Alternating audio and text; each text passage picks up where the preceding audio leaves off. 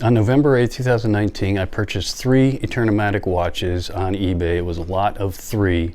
The total I paid for that was $238.50. When you break that down 3 ways, that comes out to $79.50 each. Now, when they came to me, these 2 were in fine condition. They were actually in working condition. I did have to service this one. This was from the 1949.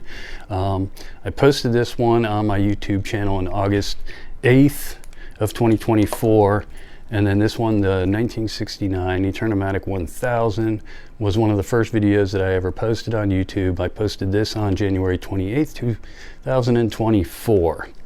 Now, the reason for the third one, it was missing the bezel and it was missing the crystal. The crystal fit into the bezel, so I couldn't put anything on it, and it's been sitting in this little gold gift box for over 5 years.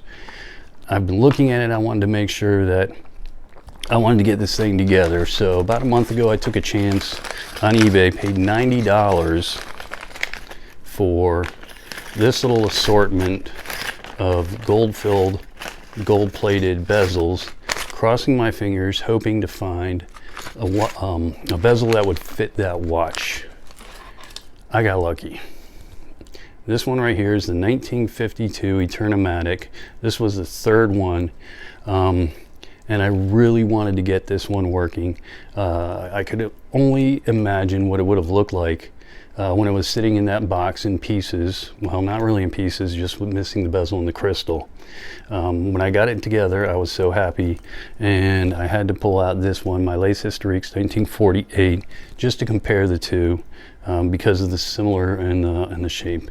And again, this would have been the 50th anniversary of the Eterna-Matic, which came out in 1948. So this one came out in 1998. I purchased it in 2001. But I'm happy to get this thing together and working, and I want to take a closer look at it right now. And I'll put the 2 of these together just to show you the similarities and the differences. All right, here are the 2 watches side by side. Like I said, this is the 1948 Lace Historiques, and this is my 1952 Eterna-Matic. And the video is not on this one, but I wanted to show they are similar size. This one is actually 33 millimeter case size, 14 karat gold filled case. This one's stainless steel with a gold bezel. This one is 33.5 millimeters, so half a millimeter difference. This one has a lug-to-lug of 40.75 millimeters. This one's slightly larger, almost a millimeter, of 41.65. So they're pretty close, and as you can see the differences and the similarity, they both have the fancy lugs.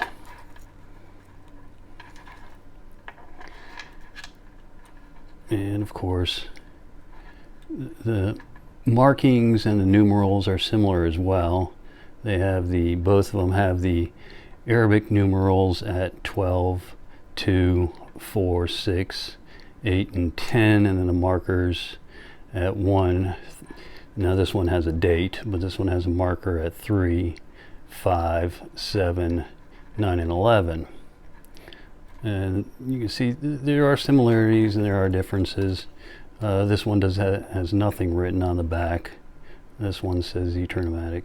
So anyway, we're done with this. I don't have any more use because that's not on the palette today. That was I already did a video on that.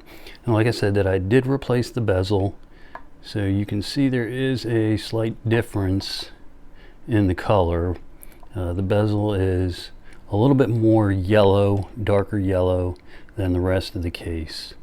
And the thickness, because I did have to replace the crystal and the bezel, I'm not sure what the original thickness is, but now it's at 11.6 millimeters, and then it has a 18 millimeter lug width. It is just a push-pull crown. Here we can see the movement. This is a 1247 movement. Like I said, it was produced in 1952. This one has a 42-hour power reserve, 17 joules, running at 18,000 bph. And you can see in the case here, you've got the case back. Inside of the case back, you can see where a watchmaker wrote his little things with a marker in there, and then you can see Eterna Wadsworth 14 karat gold filled, and then another serial number there. Nice movement. The old Eterna movements are, I think, good movements. I like them. I've got, what, 5 Eterna-Matics now, so that must say something. So let's put it on my wrist and see how that looks on a 6.5-inch wrist. Alright, there it is. I think it wears large for a 33mm watch on my wrist.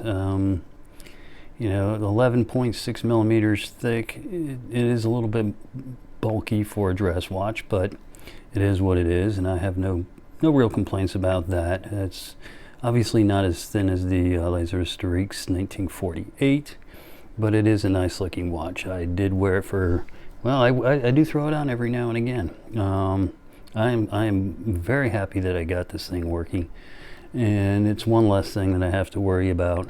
And like I said, I did get lucky on that bag of bezels. And I don't remember whether I had to replace the crown. The crown and the second hand were on there when I opened up the box to put the bezel on it. So at some point in those 5 years, they may have been something I added. I'm not sure if they came with the watch or not. I just don't remember that long ago. And considering all the watches that I've got since, it's not easy to remember everything. So anyway, yeah, if you like the video, just click like, subscribe. Thanks for watching. Bye.